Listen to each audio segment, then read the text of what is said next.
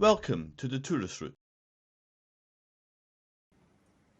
I was already planning a visit to Canada and found out that Edinburgh has a super convenient direct WestJet flight to Calgary. So I hopped on a fairly comfy 787 Dreamliner and after just 9 hours I landed.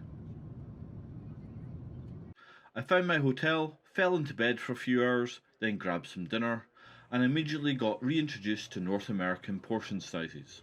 This was a starter. The tour is starting in Calgary in Alberta province. Then we travel by coach to Banff to pick up some more passengers. Then it's straight to Lake Louise. It's then a short trip to Moraine Lake, a quick lunch stop, then over the province border to British Columbia to 𝐸●𝐺𝐻 Lake.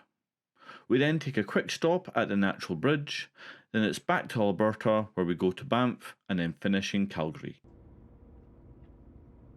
The next morning I grabbed a taxi to central Calgary to meet my tour bus.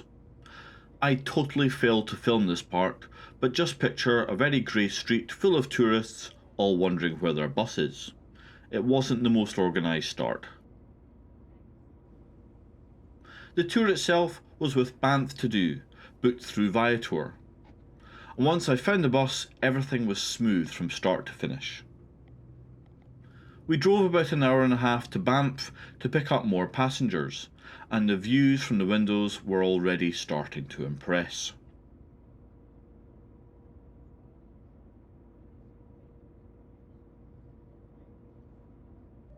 Most of the drive is on the Trans-Canada Highway, a 7,476 kilometre route that crosses the entire country from the Pacific Ocean to the Atlantic.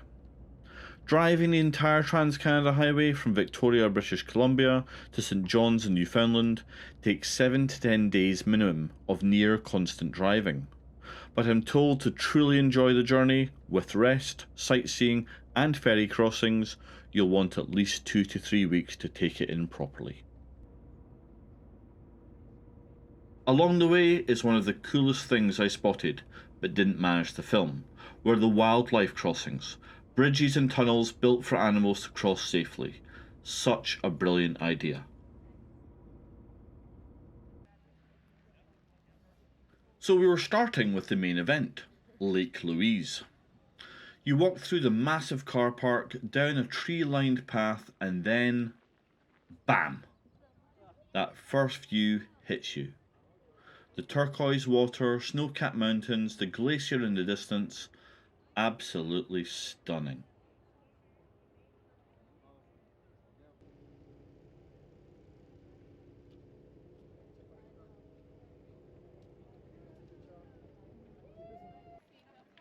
But it's a bit of an Instagram versus reality.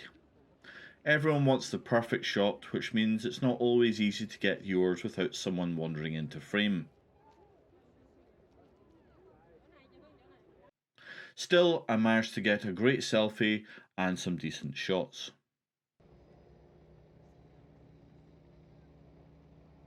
There's also a path along the lake, plus the famous Fairmont Hotel. Sadly, their spa was being rebuilt while I was there, so the sound of beeping diggers slightly ruined the atmosphere. There's also a cafe and a shop, but as expected, not cheap. Even with the crowds, it's easy to see why Lake Louise is such a must-see.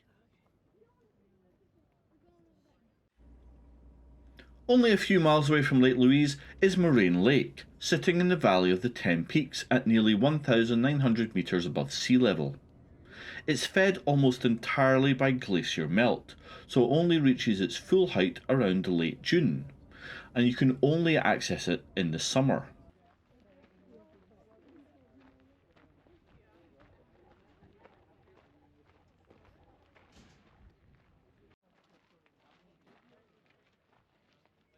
Compared to Lake Louise, Moraine feels more wild, like you step straight into the Canadian wilderness. You half expect to see a bear or elk wandering along the shoreline.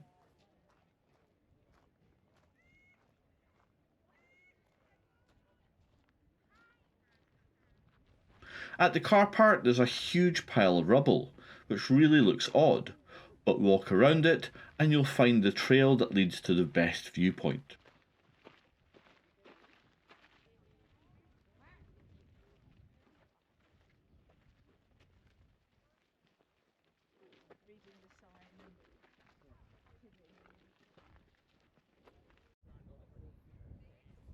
Of course, it's another Instagram versus reality moment, but the view is spectacular.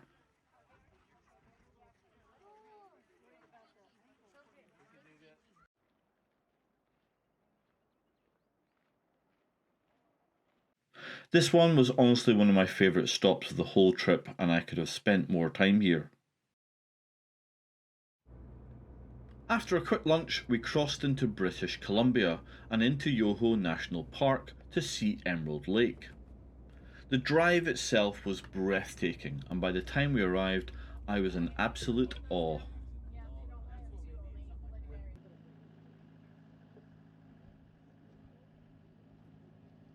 But this one felt a bit different. Emerald Lake is basically part of a resort with cabins and visitor facilities, so it felt less natural and more like a holiday park.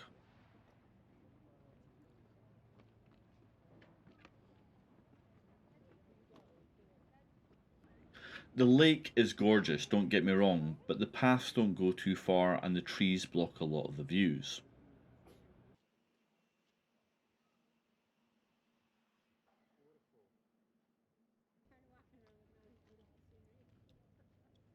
Compared to the other lakes, the overall experience felt a little underwhelming.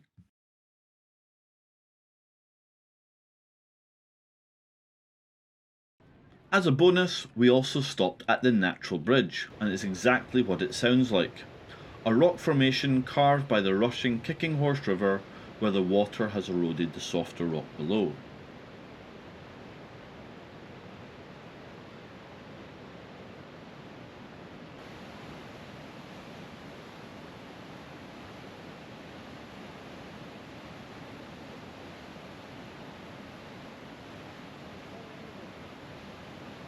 It's one of those places where you keep taking photos without realising how much time has passed.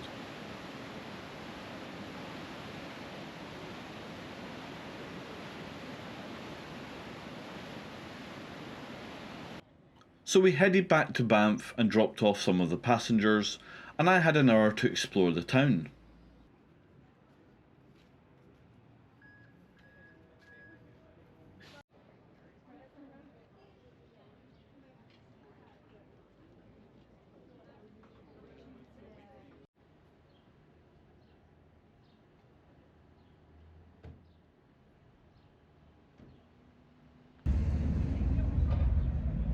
So I'm in Banff and I'm next to a car park, as you can see, but there is a very beautiful mountain just up there.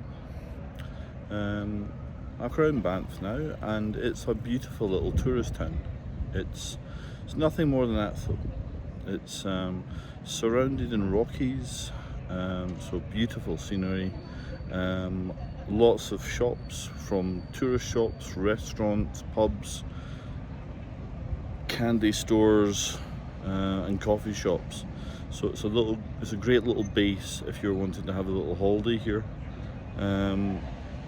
But yeah, just stunning. I'm actually in off season just now.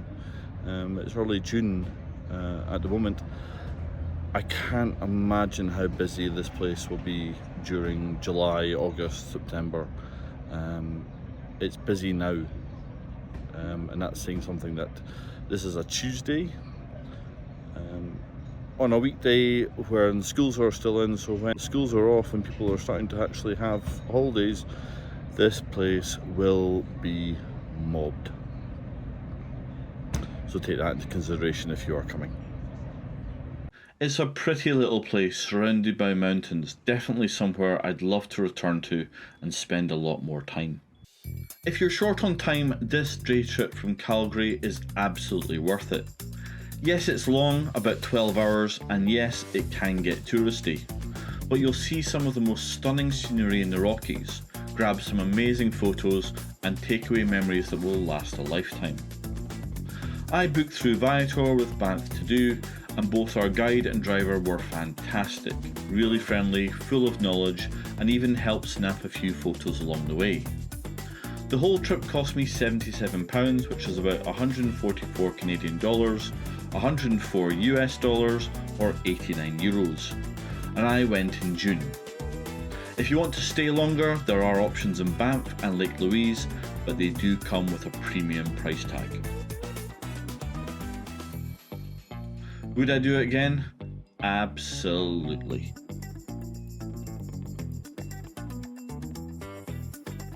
Thank you so much for tuning in to this episode of The Tourist Route.